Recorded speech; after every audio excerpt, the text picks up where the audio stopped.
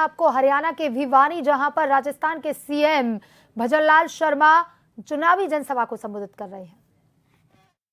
महामंत्री रहे भाई राजेश बाबल जी जहाँ आए, श्री नवीन जैन जी, अनिल शर्मा जी, और एक हमारे अलवर से हमारे रमेश रावत जी यहाँ आए हैं, और मंच पर विराजमान सभी नेतागण और मेरे इस गांव के सभी पूजा योग बुजुर्गों, नौजवान दोस्तों और मेरी माता बहनों, सबसे पहले तो मैं आपका अभिनंदन करता हूं, वंदन करता हूं, आप सभी को नमन करता हूं कि एक साथ आप सभी के दर्शन का लाभ मुझे मिला।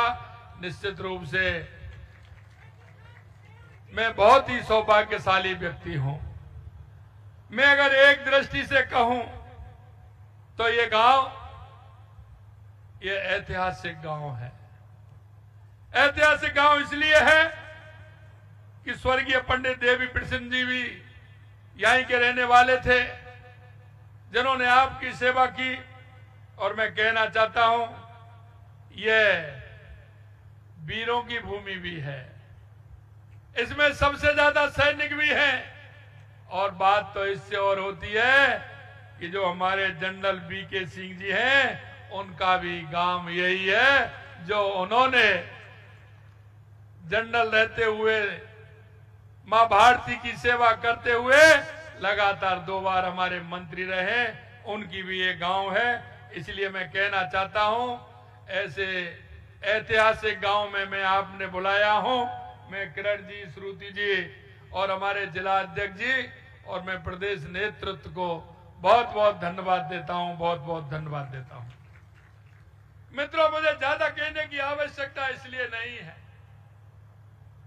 ये किसान की और जवान की धरती है,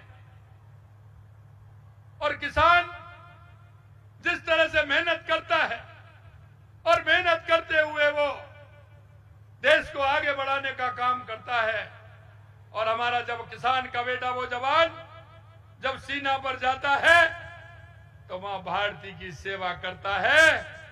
अगर उसको कहीं भी दिक्कत आती है तो अपने आप को मां भारती के लिए समर्पित कर देता है, लेकिन अपनी मां भारती की रक्षा करने से कभी पीछे नहीं हट सकता है। ऐसी मैं इस धरती को नमस्कार करता हूं।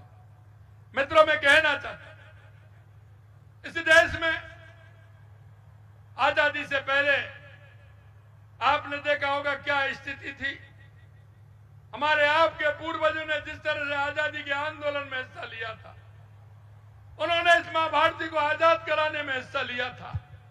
उनके मन में कई सपने थे, कई विचार थे जो आए थे कि आने वाली पीढ़ी हमारी सुरक्षित रहे, हमारे आने वाली पीढ़ी ठीक तरह से शिक्षा ग्रहण कर सके, ठीक तरह से आगे बढ़ सके थे। इसी ऐसे सपने उन्होंने देखे थे, और उन सपनों का आधार यही था, क्योंकि वो तो जैसे जीवन काट रहे थे उन्होंने काटा था, क्योंकि गुलामी का जाल बहुत लंबे समय तक चला था। कभी हूण आए, कभी कुषाण आए, कभी इस्लाम आया तो कभी अंग्रेज आए, लेकिन हमारे उन पूर्वजों ने हमेशा संघर्ष की स्थिति देखी और वो संघर्ष करते हुए हमको आजादी मिली। लेकिन मैं कहना चाहता हूं भाई और बहनों, आजादी के बाद देश के अंदर जिस तरह की धारा बही थी, देश के अंदर जिस तरह की धारा बहते हुए देश एक भ्रष्टाचार और तुष्टीकरण के आधार पर चल रहा था। मैं आपसे कहना चाहता हूं, ये वही कांग्रेस है। अगर सही मायने में मैं कहूं तो ये कांग्रेस तुष्टीकरण के आधार पर और भ्रष्टाचार के आधार पर चलने वाली पार्टी है, भ्रष्टाचार के आधार पर चलने वाली पार्टी। आज आपने देखा होगा, मैं आपसे इतना ही कहना चाहता हूं, थोड़ा सा मैं आपको पहले ले जाना चाहता हूं। किरण जी ने आपको बताया 2014 से पहले की हरियाणा की स्थिति देख लीजिए मेरे भाई और बहनों। 2014 से पहले क्या स्थिति थी, हरियाणा के अंदर क्या होता था। हरियाणा के अंदर अगर बालकों की नौकरी, विद्यार्थियों की नौकरी के लिए उनको क्या करना पड़ता था, ये सब जानते हैं। जमीनों के घोटाले आप जानते हैं, फ्लैटों के घोटाले आप जानते हैं। ये घोटालों का हरियाणा बन गया था। किस तरह की लूट और गुंडागिर्दी होती थी वो आप सभी जानते हैं।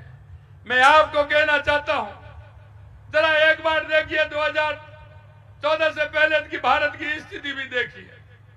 आए दिन किस तरह से आतंकवादी आते थे, नक्सलवाद क्या स्थिति हो रही थी, आप सभी को पता है। लेकिन मैं कहना चाहता हूं, हमेशा कांग्रेस ने गरीबी हटाओ का नारा दिया, लेकिन कभी गरीब से उसका वास्ता नहीं रहा।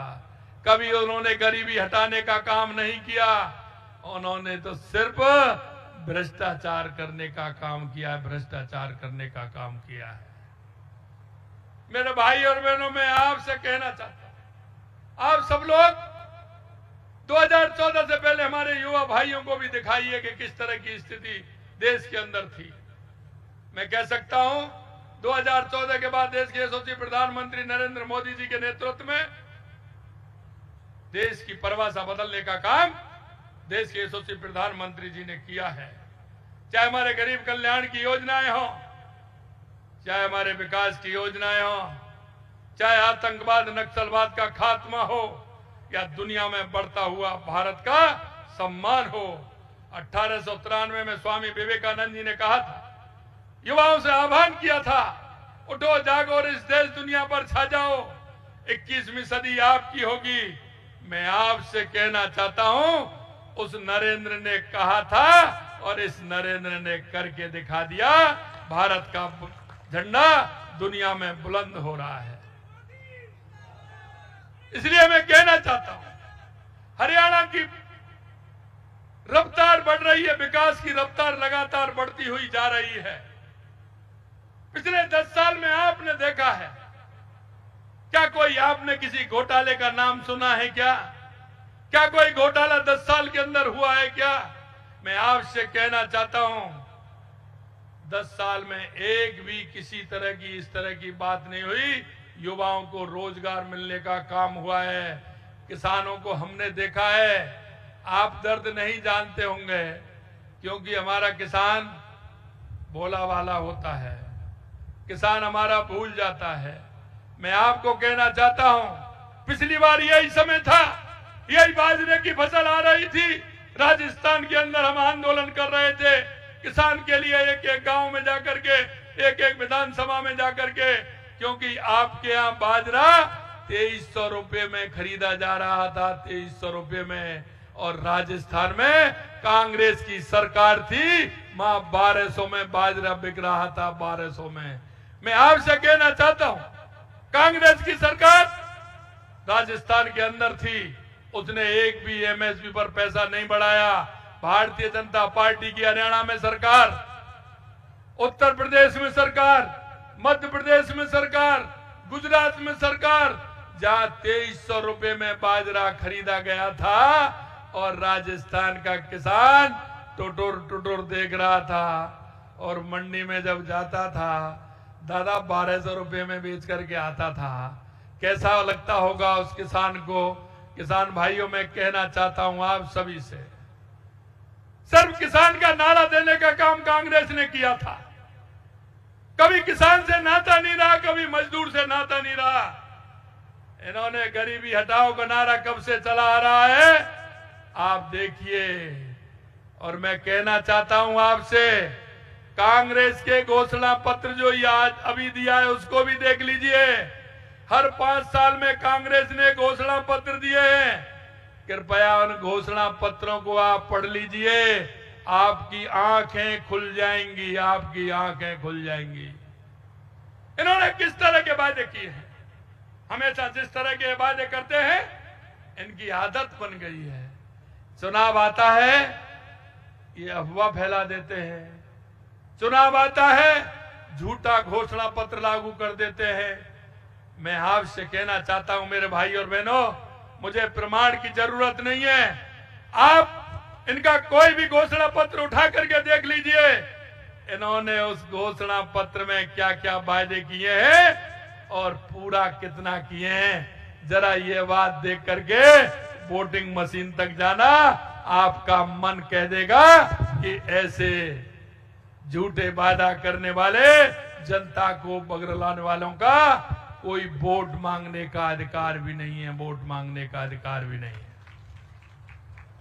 मैं आपसे कहना चाहता हूं, क्योंकि इसलिए और कहना चाहता हूं, मैंने सुना, मेरे को बताया अध्यक्ष जी ने कि इस गांव में सबसे ज्यादा सैनिक हैं।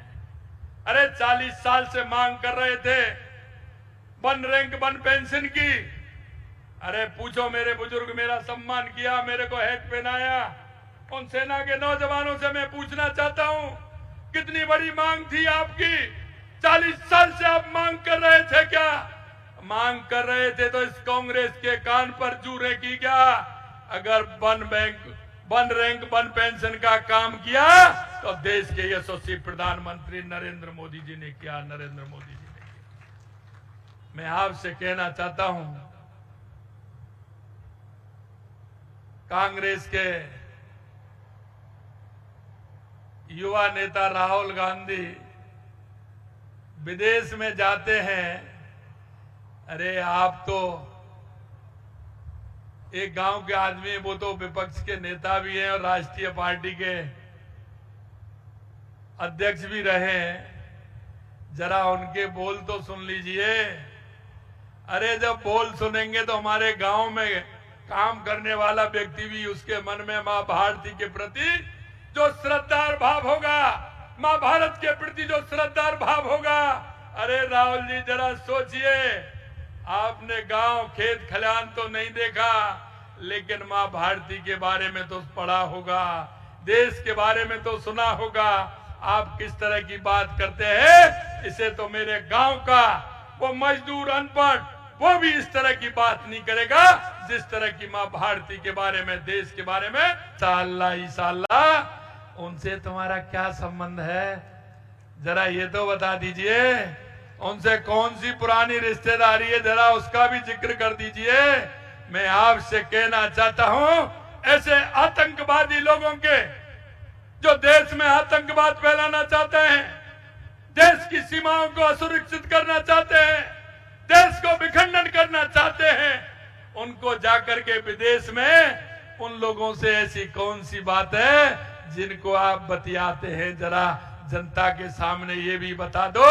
मैं आपसे कहना चाहता हूं मेरे भाई और बहनों, जिस धारा 370 के लिए राजस्थान और हरियाणा के हजारों नौजवानों ने वहां अपने सीने पर गोली खाके उन्होंने अपने आप को मां भारती के लिए और जम्मू कश्मीर के लिए समर्पित कर दिया, यह उन लोगों से तालमेल कर रहे हैं, उन लोगों से तालमेल कर रहे हैं। मैं आपसे यही कहना चाहता हूं, जम्मू कश्मीर हमारा सिर का मुकुट है। क्या ये धारा 370 हटा सकते हैं? मैं आपसे पूछना चाहता हूं, क्या ये धारा 370 हटा सकते हैं? जिस तरह की ये बात करते हैं, मैं आपसे हरियाणा वालों इतना ही निवेदन करना चाहता हूं, क्योंकि हमारे पूर्वजों ने हजारों सालों तक संघर्ष करने के बाद देश को आजादी मिली है, देश को आजादी मिली है। और जिस जम्मू कश्मीर के लिए हमारे उन नौजवानों ने अपने आप को समर्पित कर दिया, मैं आपसे यही